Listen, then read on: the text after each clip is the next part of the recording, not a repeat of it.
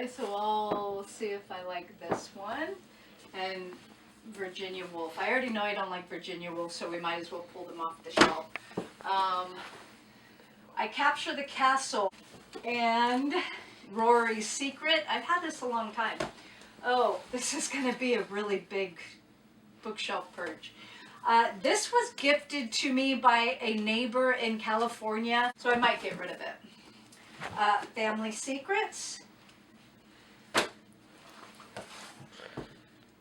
I've already done that one and I still haven't read it yet. Rebellion, let's try this one. I have had this book for so long. Alice I Have Been by Melanie Benjamin. It's Emily Post. Unmarriageable. I know I'm saving that book for Jane Austen July, but I might. Jane Fairfax. The Air Affair. The Austen Escape. Yeah, why not? Let's just try a chapter. If I don't like them, chuck them. Alrighty. These two books I have had forever. I don't even know how long. My brother has given these to me, and I know he's wondering why I haven't read them yet. What Einstein Told His Barber. More scientific answers to everyday questions. Infidel. Okay, this one, you know what? I just need to get rid of this. I've tried starting this twice and can't get into it. No Place to Hide. This has to be a winter book.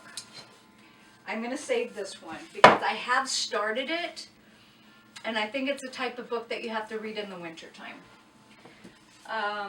Bird in Hand. What is this even about? The Historian. Okay, so bigger purge than bookshelf 1, right?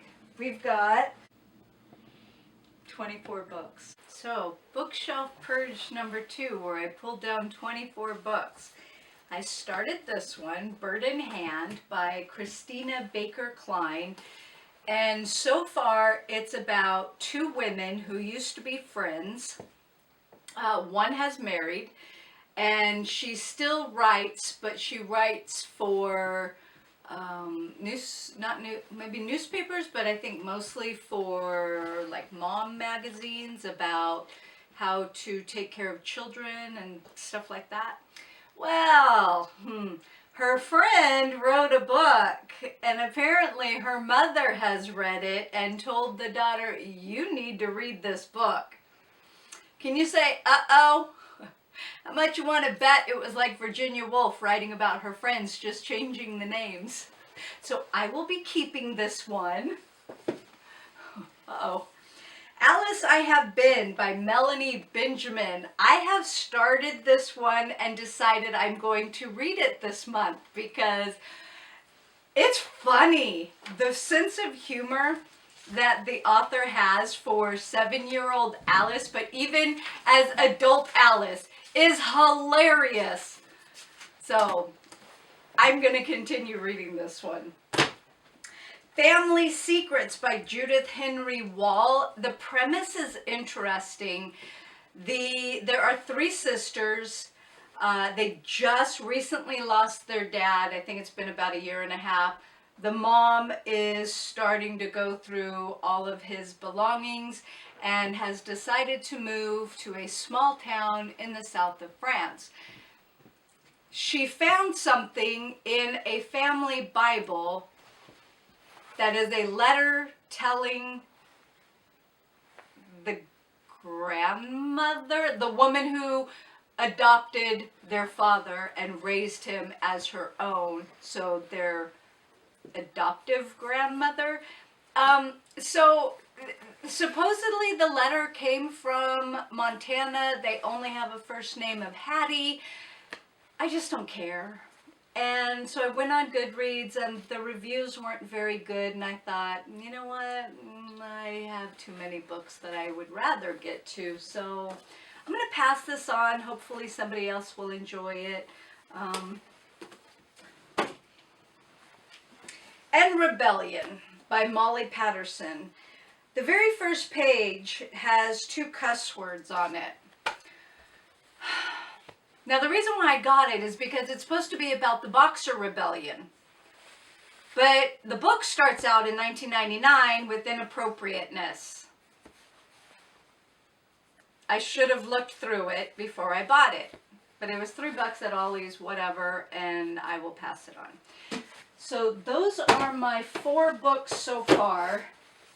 I will try some more chapters today, but I will definitely be reading this month. So I'll be right back. Okay, another update. I am trying to make progress. This will probably take all week because I'm trying to get everything else accomplished. However, the air affair. This is bizarre. If I'm not confusing this one with this one. I think this one is a romance chick lit. Again, I started it and I just don't care. The girl is trying to make these special glasses or something and I don't care. I'm sorry. I just... Okay. Ironically, or interestingly, this one was stranger and I was more interested in this one. But the father was asking the daughter about, did this happen or did this happen? And the timeline is different because he keeps jumping in and out of time, I think. Oh, but there is cussing, and then I didn't care about the cussing, and anyway, the premise of this book was fascinating, but not enough to keep me reading, and especially because of the cussing. Really, authors, if you can't write without cussing, I question your skills. I really do. Okay, so I was on the fence about the demon blood sucking anyway. The premise of this one was also interesting because apparently the Vlad the Impale or Dracula or whoever was trying to find someone to take care of his library, which is a fascinating premise. But the blood-sucking demon vampires were questionable in character. Okay. And another one. This one was supposedly about a guy who bought a home that belonged in the family, but then had been bought by Swedish people who ruined the integrity of the historical home. And there's a child who drops an F-bomb when his older sister comes back from college. Why? Authors, why? Okay, and this one, I will be keeping this one. This one actually isn't about Einstein. I think he's only mentioned a couple of times in this book, but this one has so much information about random scientific stuff. This is going to have to be nibbled on. Prometheus could probably swallow it whole, but I will have to take it in little increments. For instance, you know that myth about if you're in an elevator and jumping before it stops? Stuff like that. Just weird, random scientific stuff. So this one I'll be keeping. Just on a side note, I received this book from Goodreads and was terribly disappointed to find out that it was, can you get my other book bed, please? Identical, almost identical. It's the same stinking book as On Her Ground.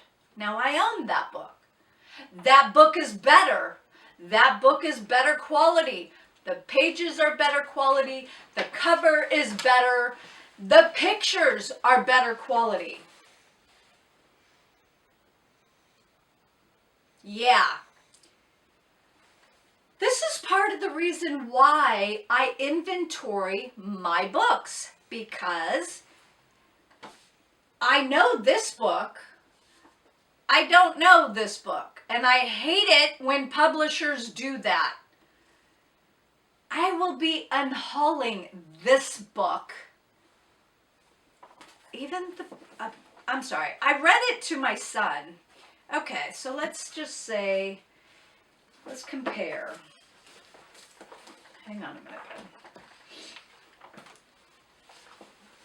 Okay, you probably can't really tell. No. The quality of the pictures. But there is a difference. The quality of the pictures in this edition just aren't as good as the original. So I will be keeping the original. I haven't finished it yet. But this one is better than this one. I will be giving this garbage away. Anyway, thank you, Ben. Appreciate that. So, as I am cleaning my shelves and inventorying, I am still unhauling books. I have a whole bunch of medical books that I need to go through because I'm unhauling them as well. But they're not even part of the shelf purge. Anyway, so while I'm inventorying my bedroom, I am still purging books.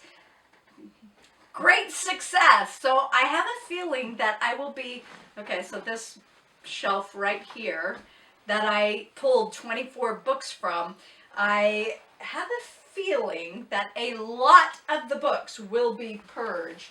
So I have a few books on my breakfast table that I need to try a chapter from, and then this is what is left. This small pile, 1, 2, 3, 4, 5, 6, and I already have a feeling I'll be purging anyway. So far, so good. I'll be right back.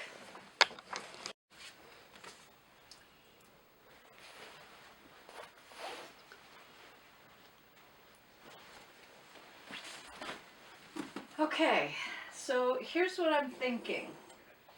I might surprise the lot of you. Maybe not all of you, but I think I might surprise some of you. I started to read this one and was thinking, oh, this is pretty interesting. I might keep this. I flipped through a couple more things and said, no, I will not be keeping this one. He goes on a nice little rant about something, and he's an idiot. I definitely will be keeping these, and I will keep this for Jane Austen July, which brings me to this, which I will keep for Jane Austen July. I'll obviously be keeping this one. I hadn't realized that I had already started it and have all kinds of annotation in it already, and I think I'm still in... Oh no, I'm on chapter 1. I was going to say I'm still in the introduction, but no, I've actually managed to get to chapter 1. So this will be a very slow read because of the information. Rory's Secret. I'm on the fence about this quite honestly. It takes place during the Great Depression, or the first Great Depression. There's a family, and they're in Illinois, and things aren't going well. So I'm on the fence about this one. I don't know if I should keep it or not. Anyway. Scandalmonger. Now, I thought this book was nonfiction. It's fiction, historical fiction, with notes in the back. Y'all know how I feel about that, right? I don't like them. I prefer the footnotes to be on the same page. So I thought, why am I going to read a historical fictional book about facts when I would just rather just know the facts? I thought I could just read the back, all of the footnotes. Just read the footnotes and I'm good. So I'm going to unhaul this one. All right, so I did not try a chapter on this one because I had already started this book ages ago. I think Prometheus was quite young. I remember being in my home in the basement where I had a bunch of bookshelves, and I remember reading part of it standing up at the bookcase. So I think I'm gonna hang on to this one for a little longer. I'm gonna hang on to this one. This one. The Virginia Woolf Reader, an anthology of her best short stories, essays, fictions, and non-fictions. I hate short stories. I hate reading essays. I already read the essay that she had on Jane Austen. But then I thought I flipped through it, because why would I start at chapter 1? So I started reading How Should One Read a Book? Now, I don't remember who she was talking to, some girls at some girl college or something. I don't know. Where is this? On January 30th, 1926, she gave a lecture at a girls' school at Hayes Court in Kent. So I started reading this, and straight into it, she contradicts herself. So she's talking about how we shouldn't judge books, blah, blah, blah. She judged absolutely everything that she read, and she was extremely harsh against women authors and against American authors, male or female. And then she continues, do not dictate to your author. Try to become him. Be his fellow worker and accomplice. If you hang back and reserve and criticize, at first, you are preventing yourself from getting the fullest possible value from what you read. Continue on. We must pass judgment upon these multitudinous impressions. We must make of these fleeting shapes one that is hard and lasting. I'm not even finished with this little speech of hers. I still have a ways to go. Are they not criminal books? Oh, wait, I forgot to read that part about the rubbish. I'm sorry. Hang on a minute. Let me see if I can find it. Okay. The greater part of any library is nothing but the record of such fleeting moments in the lives of the men, women, and donkeys. Every literature, as it grows old, has its rubbish heap, its record of vanished moments and forgotten lives told in faltering and feeble accents that have perished.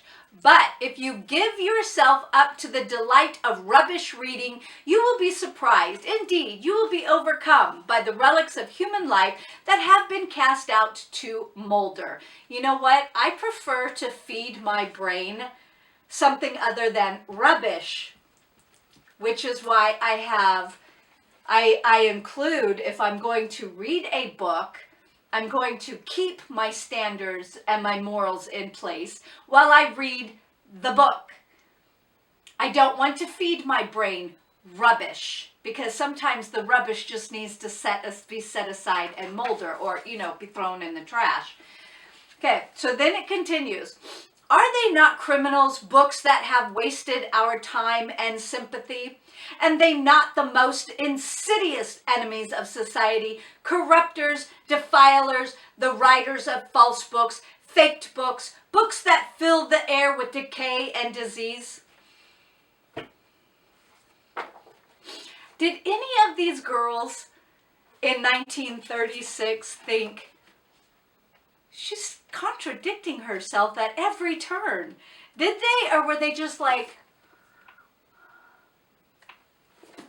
okay, so I'm keeping this one. And the reason why I'm keeping this one is because I think she has a less guarded moments when she is talking, preaching, whatever, to girls at a girls' school versus her fictional rubbish. Keeping, not keeping. Let's put this one here. Not keeping. Keeping. And I threw in an extra one because I finished another book by this author. And I thought, okay, I have a book by this woman. It was given to me by Goodreads. I need to get it read. I had already tried reading it. I had soft DNF'd it, and I thought, now that I've read this author, and wow, the book that I read was just so well done.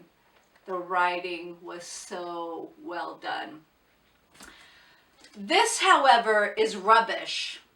So the very first chapter, so the part that I had DNF'd was in the prologue when I had first tried reading it, was, hang on a minute. Okay, it's not even considered a prologue. It's under a character, Lily. So I had gotten past Lily. Blanche, however, is crude, and the people she's coming across are crude, and the language is rubbish. And now this is supposedly in the let me see, when was this? This is Blanche, and it is 1940. There were 4 cuss words in like 3 pages. I want to say 2, but it might have been 3 pages. It was too much. It was ridiculous, and I don't care. So I don't have time for that. And after reading the other Melanie Benjamin book, that's disgusting. If I had read that book before I had read the other book, I wouldn't give Melanie Benjamin another chance. So very disappointed with that one. I think that's it from that shelf purge, and I will be ready to do shelf 3. Thank you very much for joining me. Let me know if you were surprised by any of the choices. Bye.